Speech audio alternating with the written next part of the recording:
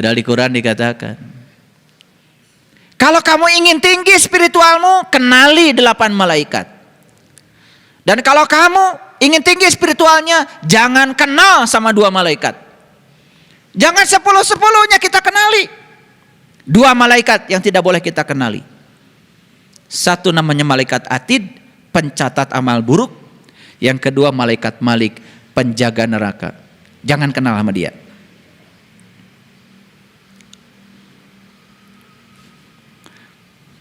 Suka nyatet amal buruk gak? Amal buruk siapa? Orang lain. Siapa yang nyatet? Dicatat di mana? Di mana catatnya? Si anu keburukannya anu. Di mana dicatatnya? Di sini bukan? Nah, itu Atid. Jauh-jauh belajar malaikat yang nyatet kamu, yang ngapalin keburukan kamu, betul nggak? Iya. Kan yang tahu siapa kita, yang tahu apa yang kita lakukan, kan kita sendiri. Walaupun orang lain tidak tahu, tapi kita tahu. Coba, pernah nggak begitu? Ini praktek. Ada Atid nggak dalam diri kita?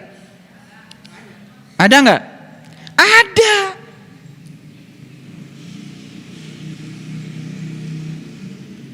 Ada malaikat Malik milik.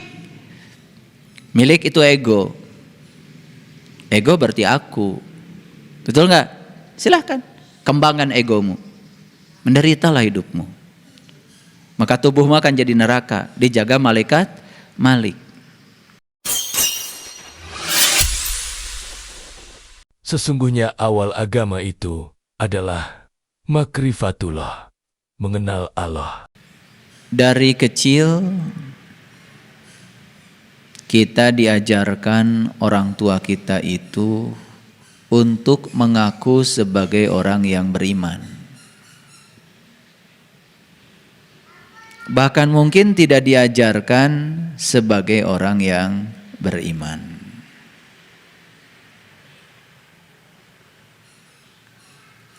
Dan kita semua sudah lupa bahwa kita itu telah diajarkan mengaku beriman.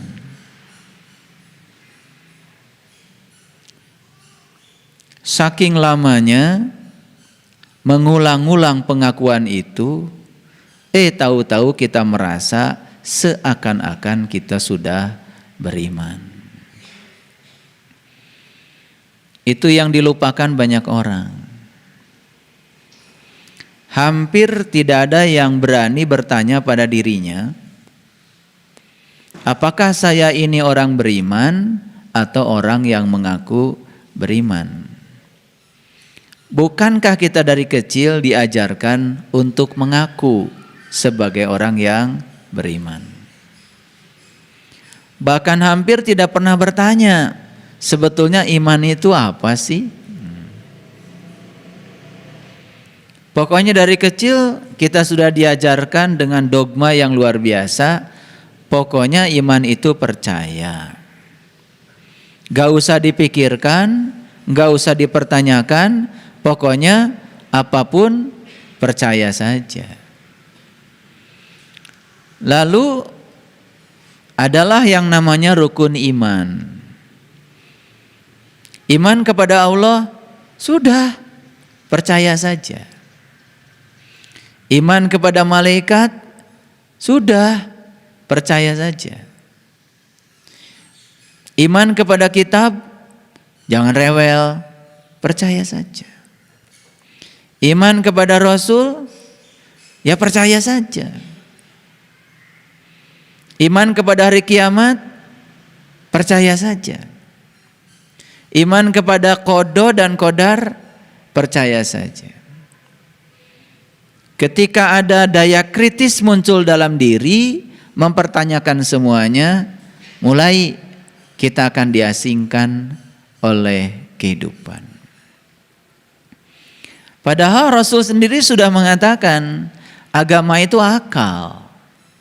Dan tidak ada agamanya bagi yang tiada berakal. Bukankah keunggulan manusia itu karena akalnya? Dan ciri akal yang hidup, dia itu mempertanyakan. Lalu dibungkamlah kita oleh satu sistem pendidikan yang memandulkan daya kritis kita, sehingga kita tidak boleh bertanya tentang urusan itu. Ya sudah, yang penting kamu menjalankan semua ritual agama sebagaimana diajarkan oleh para leluhur. Ketika mempertanyakan sedikit saja, adakah di dalam Al-Quran sholat 5 waktu? Mempertanyakan yang begitu saja sudah dianggap aneh. Padahal kan itu pertanyaan yang sederhana saja. Saya disuruh menjalankan sholat 5 waktu. Kan setidak-tidaknya kita diyakinkan perintahnya di mana sih? Saya disuruh untuk sholat, perintahnya di mana sih? Quran surat apa, ayat berapa? Apakah pertanyaan itu menjadi aneh? Itu kan sebetulnya pertanyaan wajar, sangat alamiah. Bukankah kita sering diajarkan bahwa pedoman hidup kita itu adalah Quran dan Sunnah? Ketika anak-anak kita mempertanyakan isi Al-Quran, isi Sunnah, dan kemudian mereka ingin mengerti secara kritis isinya, kenapa sih kita tidak memberikan keleluasaan untuk memberikan jawaban yang pasti kepada mereka?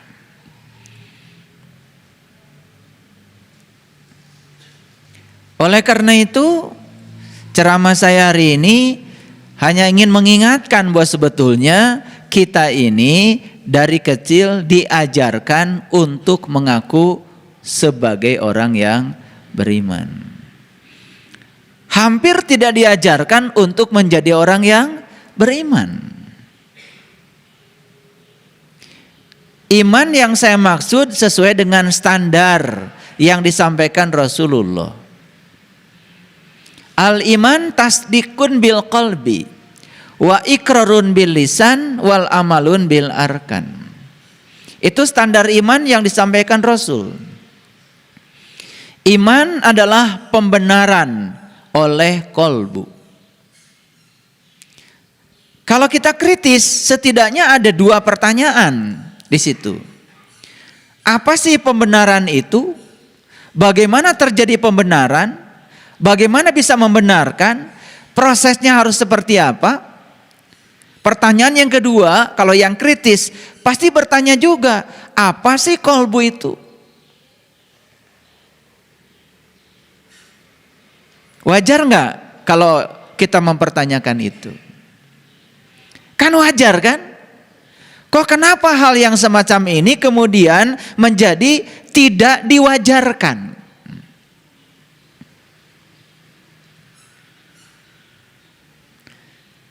Makanya sekarang saya banyak mendapatkan keluhan dari sekian banyak orang tua yang bingung memberikan jawaban pada anak-anaknya ketika daya kritis mereka muncul. Di kajian yang lalu ada anak usia 8 tahun dikenalkan oleh orang tuanya ke sini, ke depan. Tanya sama saya, "Eyang guru," dia panggil saya Eyang guru, "Allah tuh kayak apa sih bentuknya? Apa anak seperti ini harus dimarahi? Jangan tanya-tanya begitu." Sementara di dalam diri anak ini sedang berkecamuk, sedang melakukan proses pencarian jati diri. Sudah tumbuh tuh pertanyaan itu. Bahkan sekarang banyak sekali orang tua yang kewalahan ditanya oleh anak karena orang tuanya sendiri tidak pernah menyiapkan diri. Dia sendiri bingung dengan keimanannya. Lalu tidak bisa memberikan jawaban yang pasti ketika ditanya oleh anak-anaknya. Lalu dengan mudahnya orang tua menyerahkan anak-anaknya ke lingkungan pendidikan yang dia sendiri tidak tahu gurunya siapa, lulusan apa, karakternya seperti apa, kualitasnya seperti apa. Yang penting disebut saja guru apa. Guru matematika, guru fisika, guru IPS, guru agama, guru bahasa. Yang penting kita serahkan aja pada mereka. Kita tidak pernah tahu yang ngajarin anak kita tuh kualitasnya seperti apa. Karena kita semuanya awam. Dikiranya guru matematika itu ya, yang ngajarkan berhitung. Yang ngajarkan 1 tambah 1, 2 tambah 2, 3 tambah 3. Yang ngajarkan perkalian, kemudian perkaliannya dinalar supaya diingat oleh anak kita. Celaka kalau kita ngajarkan matematika oleh guru yang semacam itu. Logikanya tidak akan tumbuh. Makanya dalam sistem pembelajaran modern muncullah ya tempat-tempat yang mengembangkan potensi anak. Ada yang namanya kursus ini, kursus itu dari negara-negara yang maju. Bahkan sekarang ya, anak-anak SD ya, sudah belajar kalkulus ya. Menggunakan notasi-notasi kalkulus. Sigma, integral. Karena mereka memberikan dasar-dasar matematika yang benar. Saya mengajarkan mahasiswa, ya semester akhir, saya tanya, kenapa Anda pakai integral? Apa bedanya dengan sigma? Nggak bisa, karena nggak ngerti. Ketika ada angka-angka yang berupa deret, apa itu deret aritmatik, apa itu deret ukur, maka deret angka-angka itu bisa disingkat. Penulisan matematikanya dalam simbol tertentu. Tergantung yang dijumlahkan ini diskrit atau kontinu, karena dalam hidup ini yang ada adalah penjumlahan. Tetapi karena tidak dibangun dasar matematika yang benar, dan dianggap matematika itu berhitung, dianggap perkalian, berhitung perkalian nggak usah dihafal, udah ada kalkulator kok. Sekarang masih banyak guru-guru di SD ngajarkan perkalian pada anak coba.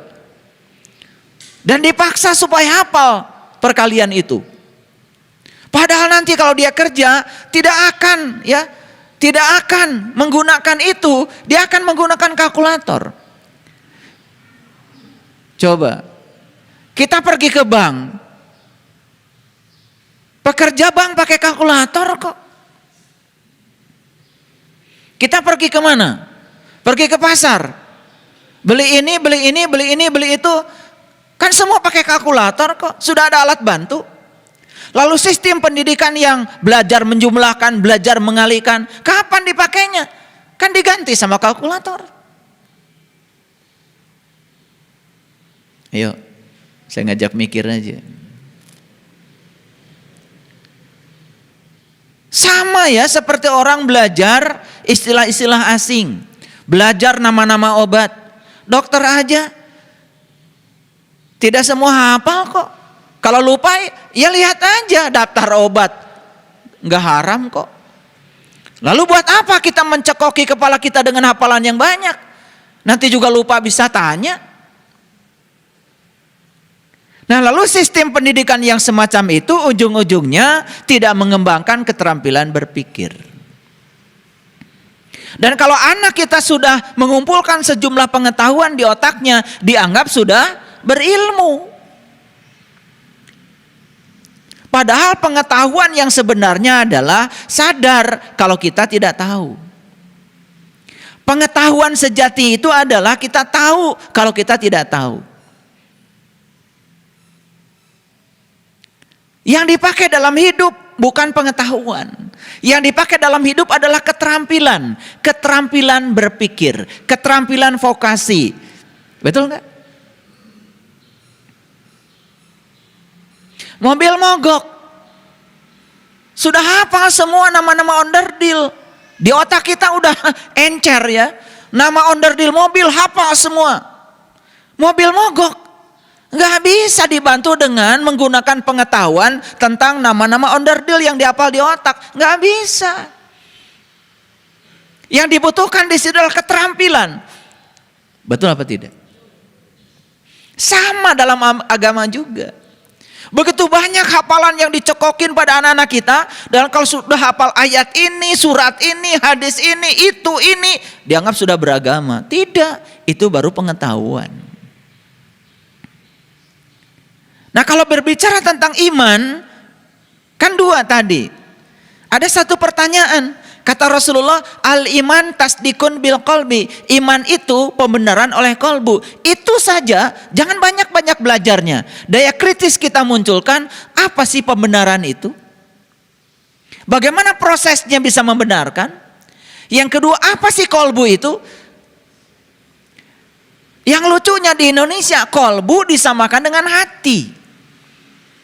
Padahal itu dua entitas yang berbeda.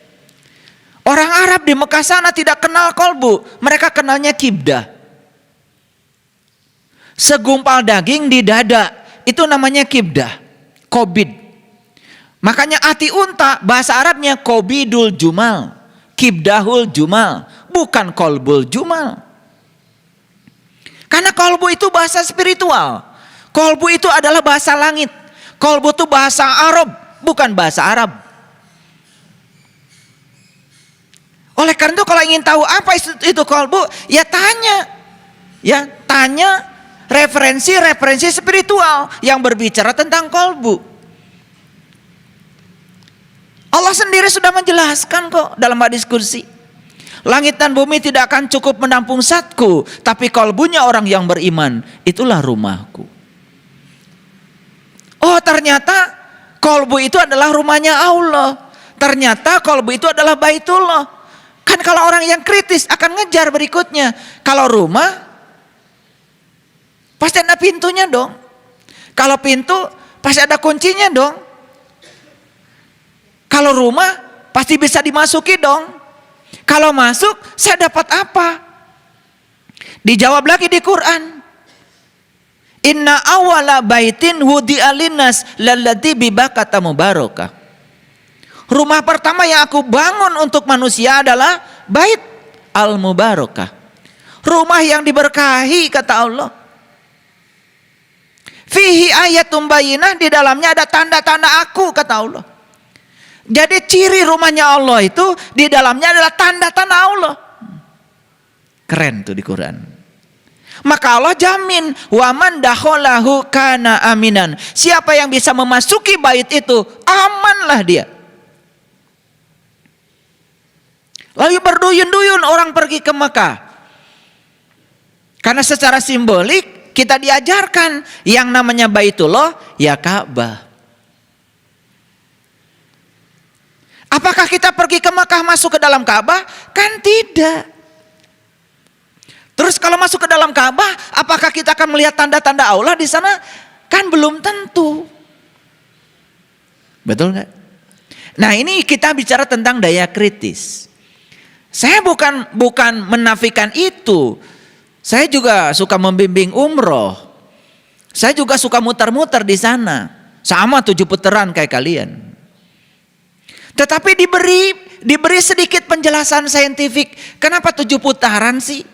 Kenapa mulainya dari Hajar Aswad? Apa sih Hajar Aswad itu? Kenapa lewat Multajam? Kenapa lewat pintu Ka'bah? Kenapa lewat Makom Ibrahim? Kenapa lewat Hijir Ismail? Kenapa lewat Rukun Yamani? Dan kenapa lingkaran bukan kotak? Itu kan sebetulnya pertanyaan-pertanyaan yang alamiah kalau ditanyakan oleh anak-anak yang kritis. Dan kita harus menyiapkan jawabannya sebagai orang tua. Itu sebabnya kenapa orang tua kita membuat tingkatan iman. Ada iman yang tingkatan ilmu yakin. Ada iman tingkatan ainul yakin, ada iman tingkatan hakul yakin, ada iman tingkatan isbatul yakin. Kenapa sih orang tua capek-capek bikin tingkatan-tingkatan iman? Dan kalau rukun iman ada 6, setidaknya setiap tingkatan, setiap rukun itu ada 4 tingkatan. Kan setidak-tidaknya kita harus mengerti 6 kali 4 dong. Betul nggak? Jadi rukun iman yang sebenarnya sebutnya bukan 6. Ya 24. Karena masing-masing rukun punya 4 tingkatan. Sekarang iman kepada Allah berarti ada 4 tingkatan. Ada iman yang ilmu yakin, ada iman yang ainul yakin, ada iman yang hakul yakin, ada iman yang isbatul yakin. Apa tidak pengen kita sampai di tingkatan yang paling tinggi dari iman? Apa tidak pengen gitu? Masa tidak pengen? Apa tidak pengen kita memiliki iman yang tingkatan yang paling tinggi sehingga kita kokoh? Isbat, isbat, isbat. Isbat jadi kata sabat, sabat jadi sabatu. Maka di Quran ada kata-kata, barang siapa yang melanggar hari Sabtu, hari Isbat, maka aku akan jadikan dia kera yang amat hina. Itu bahasa Quran itu. Al-Baqarah ayat 65. Nah, lalu apa hubungannya nih kok ada kera hina, kemudian ada hari Isbat? Jadi hari Isbat itu sebetulnya bukan hari agama tertentu. Isbat sendiri artinya adalah teguh, kokoh. Itu artinya isbat. Jadi isbatul yakin kan artinya adalah keyakinan yang kokoh. Nah, kenapa bisa kokoh keyakinannya? Bagaimana prosesnya mencapai keyakinan yang kokoh? Jadi sebetulnya yang melanggar kekokohan keyakinannya itu yang melanggar hari Isbat. Maka aku akan jadikan dia kera yang hina. Apa sih bedanya kera dengan manusia? Kan cuma beda bulunya aja. Kera bulunya banyak, itu aja kok. Kita bulunya dikit, gitu aja. Lain-lainnya sama kok. Betul apa tidak? Jalannya sama, tangannya juga 2, jarinya 10, betul nggak? Iya, matanya 2, telinganya 2, lubang hidungnya 2, mulutnya 1. Apa yang beda? Betul nggak? Kan bedanya kalau kera tinggalnya di hutan, kalau kita katanya tinggal di kota. Makanya kata Allah di Quran, bunuhlah dirimu, keluarlah dari kampungmu. Hal itu lebih baik di sisi Tuhanmu. Di ayat lain Allah mengatakan, hendaklah kamu pergi ke kota dengan membawa uang perakmu. Berlakulah lemah lembut dan janganlah mengatakan halmu pada seorang jua pun. Keren itu. Jadi kita itu disuruh bertransformasi dari kampung ke kota, dari hutan ke kota. Berarti kan harus berevolusi dong. Dari derajat monyet harusnya jadi derajat manusia. Nah, sekarang saya mau tanya, apa sih yang membedakan monyet dengan manusia?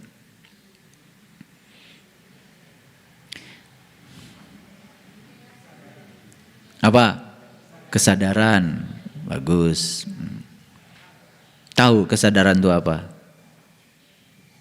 Ya, kesadaran itu apapun yang dilakukan harus dengan sadar. Sadar sekarang sedang duduk. Sadar sedang melihat saya. Sadar sedang mendengar saya. Sadar sedang nulis. Sadar sekarang punya nafas. Sadar kalau nafas itu adalah sang hidup. Sadar kalau di balik nafas itu ada Allah. Sadar nggak? Iya. Nah, kalau kesadaran itu terus ditumbuhkan, nah kita menjauh sedikit dari monyet. Ya, menjauh sedikit kan, lumayan. Karena monyet itu nggak sadar kalau dia lagi duduk, nggak sadar kalau dia lagi manjat, nggak sadar kalau dia melihat. Nah, sekarang dicek lagi, benar nggak kita sadar? Saya tanya sekarang, kenapa kalian bisa lihat saya? Kenapa? Nah, mulai bingung kan? Belum sadar. Nah, dekat lagi dengan monyet. Monyet melihat nggak? Melihat. Kalian melihat saya nggak? Nah, terus di mana? Katanya bedanya kesadarannya. Kenapa kalian bisa lihat saya? Karena punya mata. Monyet juga punya mata. Karena apa? Ya karena kita bernafas. Emang monyet tidak bernafas? Bernafas juga. Emang monyet nggak hidup? Lah kalau nggak hidup nggak bisa lihat. Makanya jawaban jangan ngasal. Kenapa Anda bisa melihat saya? Betul, karena Anda hidup. Cirinya hidup apa? Anda bernafas. Apa sih nafas itu? Ada daya dalam diri kita, yang daya itu membuat kita bisa melihat. Ada daya pada diri kita, yang daya itu membuat kita bisa mendengar. Ada daya pada diri kita yang membuat kita bisa merasa. Ada daya pada diri kita yang membuat kita bisa berpikir. Dari mana daya itu? Siapa daya itu? Terus dikejar sampai menemukan ternyata daya itu adalah diri sejati saya. Ternyata daya itu adalah Tuhan saya, Allah saya yang bersama saya setiap saat, tidak pernah meninggalkan saya. Kalau sudah sampai di kesadaran itu, menjauh lagi dari monyet. Monyet aja nggak pernah khawatir. Coba, monyet punya tabungan nggak? Punya rumah? Mobil? Keluarga? Lah kalian tabungan punya, rumah punya, keluarga punya, tapi masih khawatir. Sadar nggak itu? Ya itu namanya belum sadar. Jadi sekarang ini kita tugasnya mencari pembeda. Kalau nggak mau disebut, gitu aja kok. Tugas kalian itu adalah mencari pembeda. Kalau tidak mau disebut, lah bukan saya nyebut kok. Yang nyebut kalian kan. Itu bahasa Quran loh. Barang siapa yang melanggar hari Isbat, maka dia akan dijadikan kera yang hina. Ini melanggar hari Isbat loh. Jadi kera. Jadi kalau orang sudah imannya tingkatan isbat turun lagi, keterlaluan. Kalau imannya baru ilmu yakin, ya nggak apa-apa, baru tingkatan rendah kok. Nah pertanyaan saya sekarang, iman kita kepada Allah, rukun iman yang pertama aja, nggak usah 6-6-nya dibahas, nggak cukup waktu. Betul nggak? Sudah isbatul yakin, atau baru ilmu yakin? Ilmu pun baru tingkatan pengetahuan, belum tingkatan ilmu. Karena pengetahuan dan ilmu beda. Pengetahuan yang sudah nyata jadi pengalaman, itu namanya ilmu. Nah yang dibicarakan di dalam tingkatan iman, bukan pengetahuan yakin, tetapi ilmu yakin. Yakin karena ada ilmunya. Pertanyaan, udah punya emang ilmunya? Yang kedua ainul yakin, yakin karena sudah melihat. Ain itu artinya mata. Jadi iman kepada Allah yang pertama ilmu yakin. Yakin kepada Allah karena apa? Karena ada ilmunya. Udah tahu ilmunya belum? Yang kedua iman kepada Allah ainul yakin. Yakin kepada Allah karena sudah menggunakan ain. Ain itu mata. Mata mana yang kau pakai untuk meyakinkan keyakinanmu pada Allah? Mata ini gak mungkin. Mata ini cuma kornea mata. Mata ini cuma otot. Yang namanya materi ya cuma melihat materi.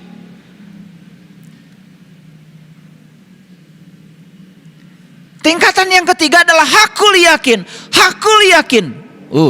Sudah hak. Siapa hak itu? Siapa hak itu? Kan Allah. Al-haqqu min rabbika fala takunanna minal mumtarin. Pertanyaan saya, udah sampai nggak kita pada hak? Sudah mengerti nggak hak?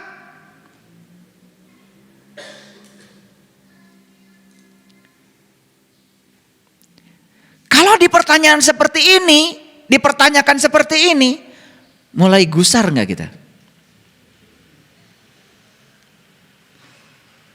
Gusar kan?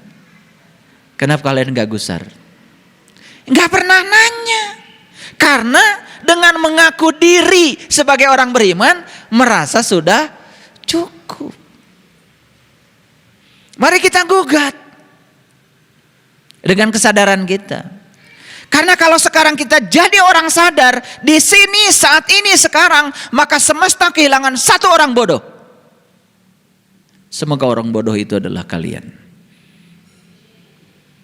Yang orang bodoh yang sudah gak bodoh lagi, mantan. Gak apa-apa mantan orang bodoh, mantan orang jahat, gak apa-apa.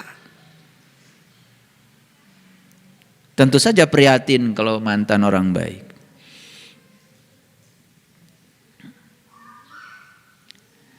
Ini saya nggak tahu hari ini kok saya ngomong gini ya.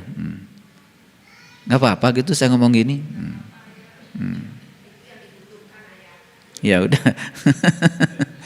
Ya pakai ayat lah biar ngajinya keren. Baik. Mungkin yang saya sampaikan ini bukan hal baru. Tetapi saya akan masuk detil-detilnya, mempertanyakan semuanya, sehingga dalam diri kita timbul satu semangat untuk melakukan proses pencarian yang sebenarnya. Baik, kita lihat.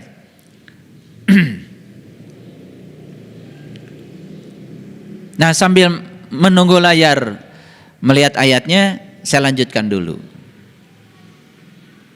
Itu iman pada Allah saja ada 4 yang harus kita pertanyakan. Tingkatan ilmunya di mana, tingkatan ainnya di mana, tingkatan haknya di mana, tingkat isbatnya di mana. Belum lagi yang kedua, iman pada malaikat. Coba. Tingkat ilmunya di mana, tingkat ainnya di mana, tingkat haknya di mana, tingkat isbatnya di mana. Belum lagi iman yang ketiga. Iman pada siapa? Pada kitab. Belum lagi iman kepada Rasul. Belum lagi iman pada kiamat. Belum lagi iman pada qada dan qadar. Semua kalau dipertanyakan, gusar kita. Dan karena tidak dipertanyakan, kan santai saja. Makanya ada orang datang ke rumah saya. Dia bilang sama saya, "Bapak, alhamdulillah saya dari kecil sampai sekarang saya tidak pernah tidak tahajud walau semalam." Keren Bapak. Dan setiap saya tahajud, saya pasti baca Quran. Tambah keren lagi. Gimana sekarang? Bapak bahagia? Saya tenang. Lalu saya bilang, beda ya dengan saya. Saya kalau baca Quran itu bukan tenang, berdebar-debar di sini. Dan ternyata menurut ayat Quran dikatakan orang beriman itu justru kalau dibacakan tanda-tandanya Allah, dibacakan ayatnya Allah, bergetar kalbunya. Wazilat qulubuhum. Ini aneh. Habis baca Quran, tenang. Sedangkan saya kalau baca Quran, bergetar kalbu saya. Ini yang salah dia apa saya? Lalu saya tanya, mohon maaf Bapak. Bapak kalau baca Quran, pakai bahasa yang mana nih? Ya Arab. Mohon maaf Bapak. Bapak bisa bahasa Arab? Ya enggak. Ketika Bapak baca Quran, Bapak ngerti yang dia baca? Sama sekali. Pantesan tenang. Jadi ketemu jawabannya. Pantesan tenang karena tidak mengerti. Ibaratnya kita dapat surat dari anaknya kecelakaan. Suratnya pakai bahasa Rusia. Dan kebetulan kita ngerti bahasa Rusia. Begitu dapat surat, dibaca. Bahkan disampaikan ke tetangga. Ketika ditanya, apa Bu beritanya? Bahasa Rusia. Ya isinya apa? Nggak tahu. Tenang nggak kira-kira? Tenang. Itulah bedanya kalian dengan saya. Maka kalian harus baca Quran. Yang gak ngerti itu tenang.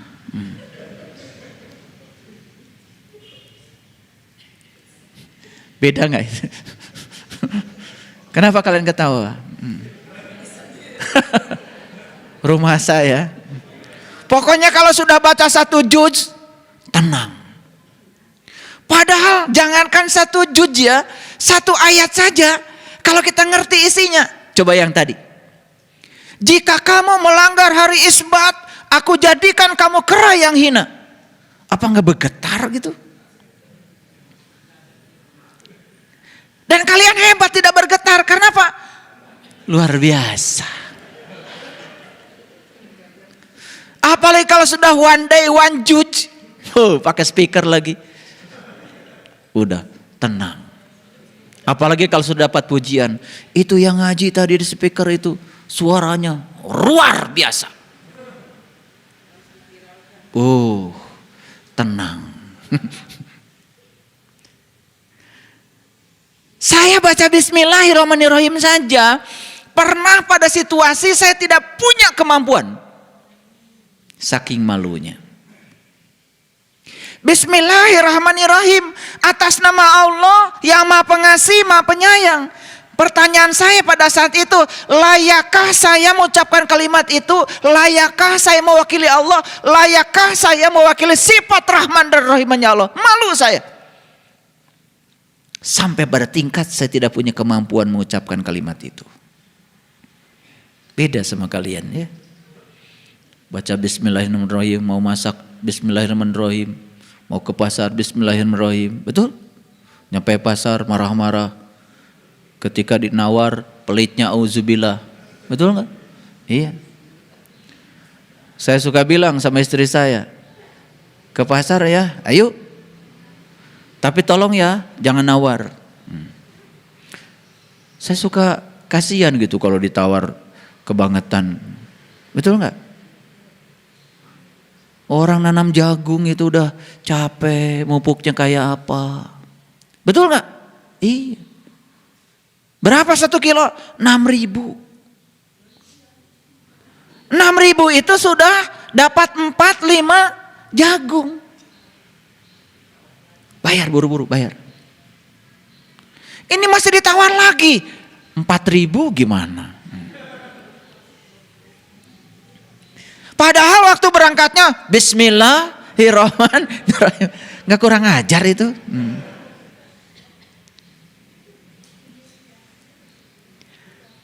Jadi saya cuma aneh aja lihat orang-orang yang nekat-nekat model gitu. Pokoknya apapun yang dikerjakan Bismillah. Iya. Bahkan ngantor Bismillah juga. Bismillahirrahmanirrahim. Nyampe kantor, wah kayaknya ini nggak ada yang tahu nih. Ini duit ini nggak ada yang tahu nih. Kayaknya bisa dibawa ke rumah. Bismillah sih Bismillah atas nama Allah. Saya nggak ngerti Tuhan yang mana yang di atas namakan itu. Kan kurang ajar itu. Sebenarnya kurang ajar tuh nggak enak bahasa itu. Tapi termaksa saya ucapkan. Sebenarnya yang enak itu adalah kurang belajar. Cuman terlalu sopan itu. Jangan-jangan nggak ngerti juga. Oke lah, kita lanjut lagi ya. Ini sambil belajar mentertawakan diri sendiri. Ini topiknya sih tidak terlalu berat sebetulnya kuliah hari ini. Cuman saya ingin mengajak kita, cobalah setiap statement saya ini coba tujukan pada diri kita sendiri. Karena selama ini kan selalu ditujukan pada orang lain. Mari kita lihat ayatnya karena sudah nampak nih. Ini ayat ini saya kira tidak asing, semua orang sudah baca. Bahkan yang one day one juz baca Qur'annya pasti kelewat ayat ini. Padahal ini juz pertama bukan? Oke, kita lihat.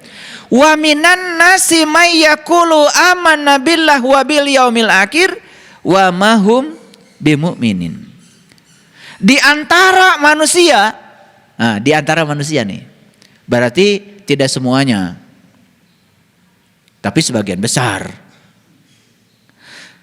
May yaqulu amanna billahi wa bil yaumil akhir wa ma hum bimumin. Ada yang mengatakan kami beriman kepada Allah dan hari kemudian, padahal mereka sesungguhnya bukan orang yang beriman. Ini Quran. Nah, ketika saya dulu membaca ayat ini, langsung saya tujukan pada diri saya sadar dari kecil saya diajarkan agama saya Islam, dan dari kecil saya diajarkan oleh orang tua saya harus mengaku sebagai orang yang beriman. Dan rasanya bagi saya ayat ini tertuju bagi saya. Jangan-jangan saya sampai hari ini baru mengaku beriman. Sehingga timbul pertanyaan pada diri saya, kapan kalau begitu saya akan mengawali iman? Kan begitu. Sama nggak ibu bapak dengan saya belajarnya gitu? Ada nggak pertanyaan? Kapan akan mengawali iman? Ada nggak gitu? Yang mengaku beriman tidak akan pernah mengawali iman. Yang akan mengawali iman adalah mereka yang menyadari bahwa dari kecil saya diajarin ngaku iman. Kapan iman saya? Pasti akan mencari supaya dapat iman. Mulai dari tingkatan yang awal, ilmu yakin. Masuk tingkatan kedua, ainul yakin. Masuk tingkatan yang ketiga, hakul yakin. Masuk tingkatan yang keempat, isbatul yakin. Jadi kalau cerita iman yang isbatul yakin, itu sudah bukan kata orang, bukan apa kata kitab, bukan apa kata hadis, bukan kata siapa-siapa, tetapi kata saya, karena saya sudah mengalaminya sendiri. Disitulah pentingnya pengalaman yang disebut dengan pengalaman spiritual. Malam yazuk lam ya'rib, yang gak ngalamin gak akan paham.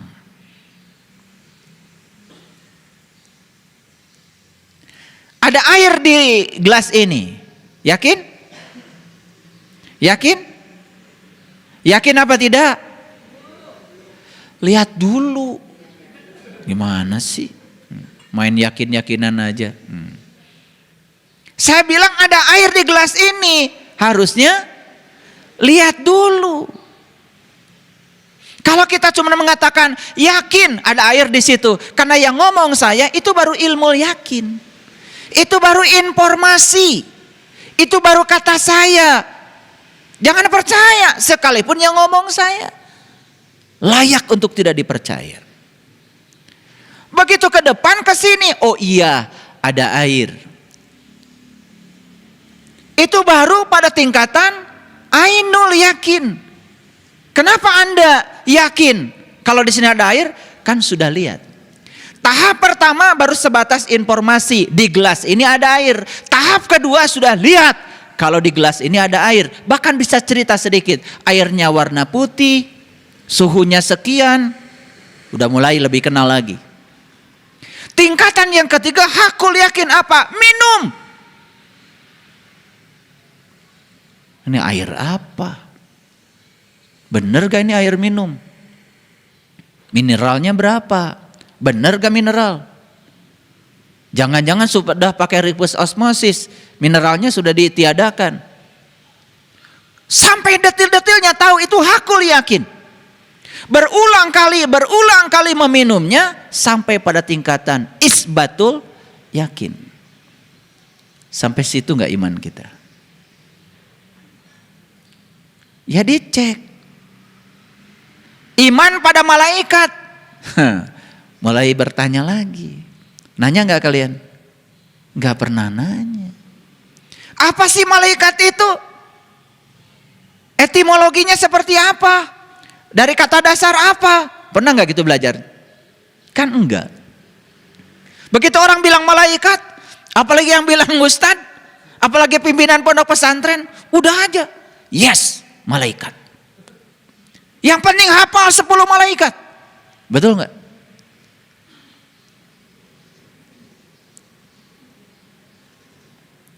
Padahal di Quran dikatakan, kalau kamu ingin tinggi spiritualmu, kenali 8 malaikat. Dan kalau kamu ingin tinggi spiritualnya, jangan kenal sama 2 malaikat. Jangan 10-10-nya kita kenali. Dua malaikat yang tidak boleh kita kenali. Satu namanya malaikat Atid, pencatat amal buruk. Yang kedua malaikat Malik, penjaga neraka. Jangan kenal sama dia.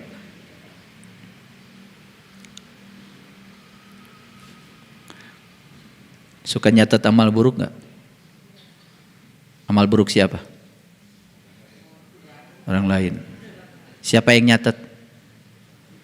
Dicatat di mana? Di mana dicatatnya? Si Anu, keburukannya Anu. Di mana dicatatnya? Di sini bukan? Nah, itu Atid. Jauh-jauh belajar malaikat. Yang nyatet kamu, yang ngapalin keburukan kamu. Betul nggak? Iya. Kan yang tahu siapa kita, yang tahu apa yang kita lakukan, kan kita sendiri. Walaupun orang lain tidak tahu, tapi kita tahu. Coba, pernah nggak begitu? Ini praktek.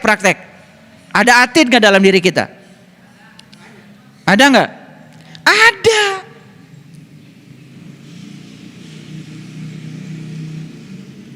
Ada malaikat Malik milik. Milik itu ego. Ego berarti aku. Betul nggak? Silahkan kembangkan egomu. Menderitalah hidupmu. Maka tubuhmu akan jadi neraka. Dijaga malaikat Malik.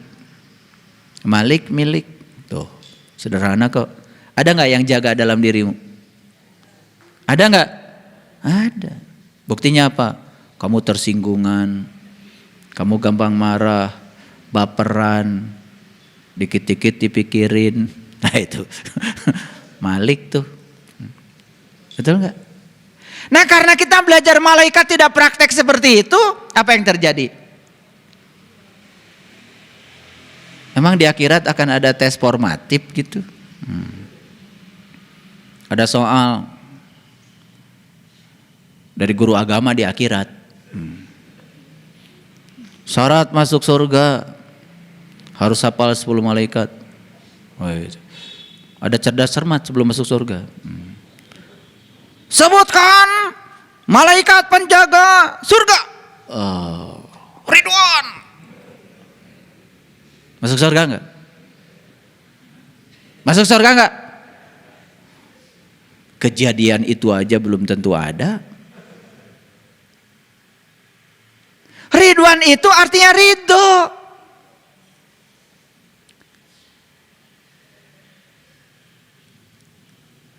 Tubuh kita bisa menjadi surga kalau kita ridho. Ya. Kejadian sebesar apapun, kontradiksi sebesar apapun, kalau kita ridho, gak jadi masalah. Menjadi masalah ketika ridho. Jadi Ridwan itu bukan dihafalin, praktekkan dalam hidup supaya kita ridho. Kan gitu sebetulnya. Betul apa tidak? Tuh, makanya kalau ingin naik spiritualnya, praktekkan 8 malaikat. 1 malaikat apa? Urutannya yang betul, malaikat apa dulu? Jibril. Urutannya yang betul. Kalau ingin naik kesadarannya, urutan malaikatnya harus betul. Malaikat siapa dulu yang pertama? Ridwan, ngarang aja.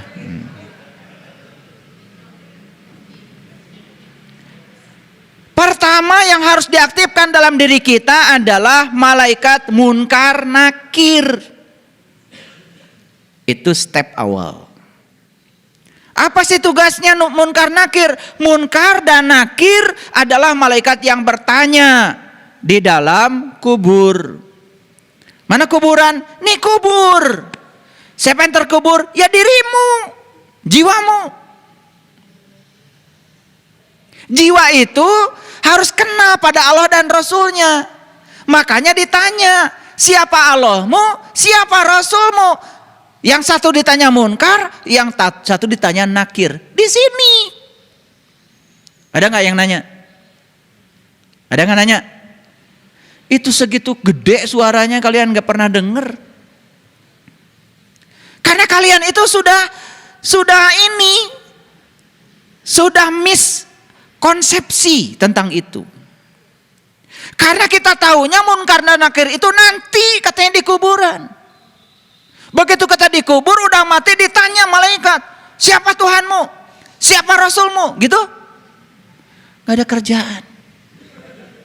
Orang-orang mati ditanya-tanya. Yang hidup aja ditanya belum tentu bisa jawab. Ya kalian gak pakai mikir kan? Karena gak pakai mikir. Yang kayak gitu ya dianggap keyakinan. Kuburan tuh di sini nih, lihat kuburan. Ini kuburan. Kan suka tanya di sini, siapa diri saya? Dari mana saya asal? Kemana saya harus kembali? Apa tugas saya di sini? Pertanyaan tentang diri itu pertanyaan tentang Tuhan.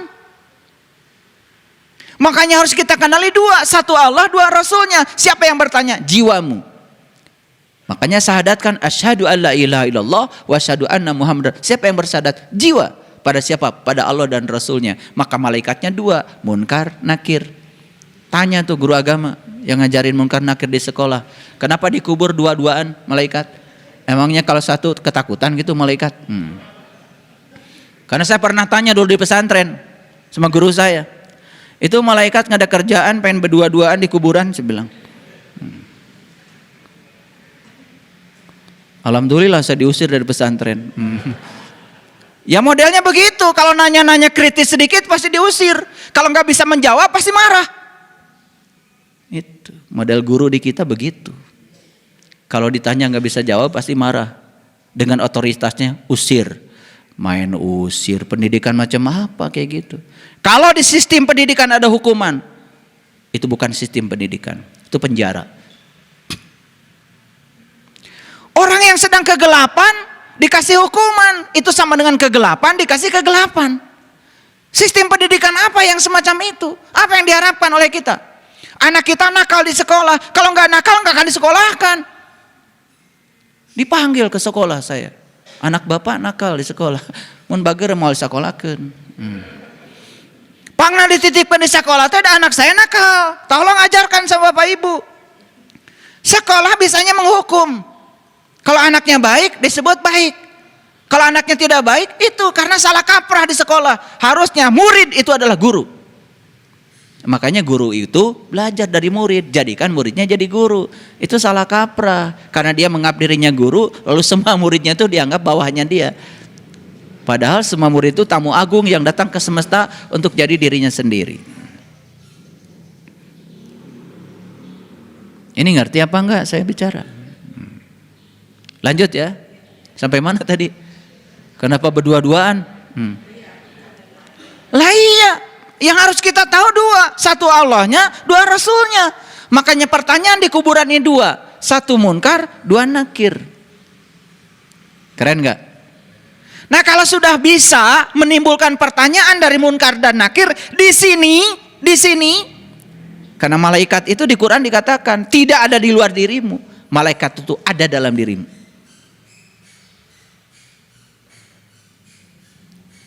Ada orang yang datang ke rumah saya. Ya sosok agama biasa. Mulai itu melihat ada foto di dinding, komentarin. Nggak boleh pak ini. Ada gambar di dinding. Malaikat rahmat tidak masuk ke rumah bapak. Terus apa lagi? Ini ada patung lagi pak. Ini malaikat tidak akan bisa masuk ke rumah bapak. Saya bilang alhamdulillah. Semoga malaikat pencabut nyawa gak masuk-masuk ke rumah saya. Kan seumur saya jadi panjang. Makanya saya mau banyakin patung di rumah saya. Biar malaikat pencabut nyawa gak datang ke rumah saya. Gak pakai otak ngomong. Itulah kadang-kadang. Mulut kita udah terbuka sementara mata kalbu kita masih tertutup. Pengetahuan kita masih dangkal, sudah mulai menjas orang. Itu penyakit kulit namanya. Dan itu menyebar penyakit itu. Ya, sangat berbahaya. Kalau nggak tahu diam aja. Ya, baru tahu namanya aja. Ya, baru pesantren 3 bulan besok udah pakai sorban.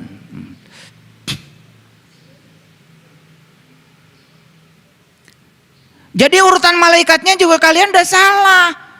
Coba sebutkan urutan malaikat yang betul supaya kita kesadarannya naik. Tadi ngaco. Ada Ridwan, ada Jibril, suka-suka aja. Urutan pertama adalah malaikat Munkar Nakir. Selanjutnya apa?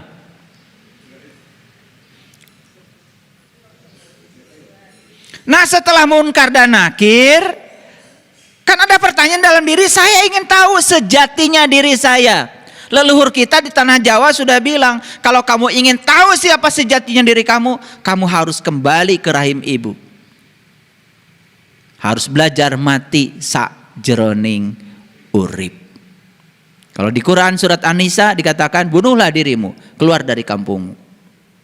Berarti malaikat siapa? Ijrail. Pencabut apa? Pencabut nyawa.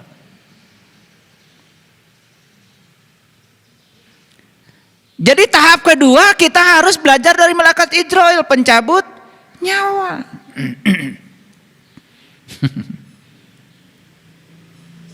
Ngerti maksud saya? Awas, bukan pencabut nyawa mati beneran. Kalau mati itu nggak usah dibicarakan lagi. Quran tidak cerita mati itu. Quran cerita mati selagi hidup. Makanya kullu nafsin zaikatul maut. Setiap yang bernyawa harus merasakan rasanya mati. Merasakan rasanya mati kudu hirup. Merasakan rasanya mati itu kalau pada saat kita masih hidup. Orang mati tidak bisa merasakan mati. Yang bisa merasakan mati itu orang hidup. Mikir. Gitu aja nggak pakai mikir. Kullu nafsin zaikatul maut. Setiap yang bernyawa pasti mati. Nggak usah ada Qur'annya. Parah kege. Kullu nafsin zaikatul maut itu pesan spiritualnya, setiap yang bernyawa harus merasakan rasanya mati. Merasakannya masanya mati ketika masih hidup. Maka Rasul memerintahkan mut anta qabla mut. Belajar mati ketika kau masih hidup. Disitulah perlu bantuan Ijrail. Berikutnya apa kalau sudah dapat Ijrail? Ya? Ya Israfil. Bagian niup apa? Sangkakala. Tahu sangkakala di mana? Ya di sini. Makanya orang belajar spiritual pasti memberdayakan nafas. Menyadari nafas masuk, mencari nafas keluar. Betul apa tidak? Malaikatnya di situ tinggal kok. Di sini. Bagian niup sangkakala. Begitu ditiup sangkakala, kiamat. Bangkit. Bangun. Bukan hancur. Paham? Semuanya di sini ya. Semuanya ada di sini. Kamana wae tuh?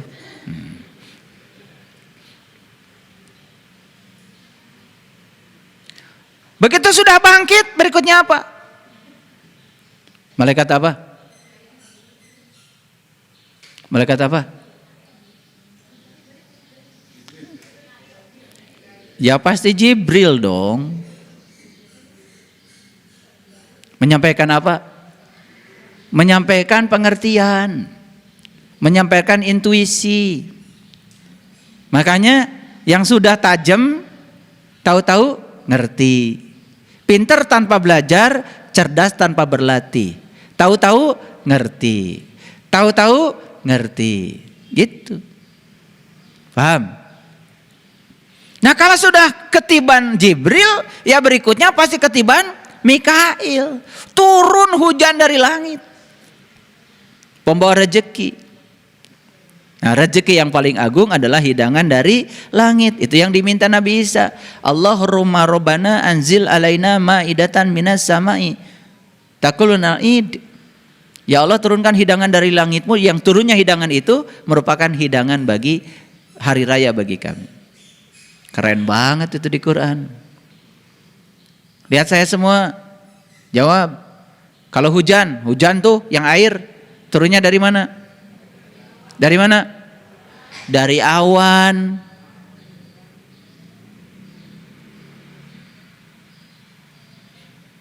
Kalau hidangan-hidangan spiritual turunnya dari mana? Dari langit. Bedain awan sama langit aja pusing kalian. Kalau hujan yang syariat itu dari awan. Di Quran tidak ada cerita hujan yang itu. Di Quran itu cerita barokah yang turun dari alam tinggi yang disebut dengan hidangan dari langit. Langit mencerminkan alam-alam tinggi, alam malakut, alam jabarut. Itulah dikenalkan oleh Jibril. Jibril dekat dengan Mikail, turun hujan. Hujannya bukan hujan air, tapi hujan adalah hujan ma'ul hayat. Hujan nur ala nur dari langit rohani kita. Sudah jiwa kita menjadi merdeka. Makanya terakhir tinggal berkenalan dengan Raqib. Semuanya baik ternyata, tidak ada yang buruk. Karena baik dan buruk itu adalah penilaian kita. Siapa yang sudah menemukan kebaikan di dalam, semua yang di luar baik-baik saja. Maka puncaknya jadi ridwan, ridho. Jadilah surga. Ditipu orang, ridho. Orang yang dicintai meninggal, ridho. Sakit, ridho. Sehat, ridho. Dimarahin orang, ridho. Dan orang ridho itu beda wajahnya. Yang menakutkan kayak gini. Maaf ya, maaf. Ini udah surga semua. Serem itu kalau orang yang gak ridho. Betul gak? Iya. Serem itu. Serem.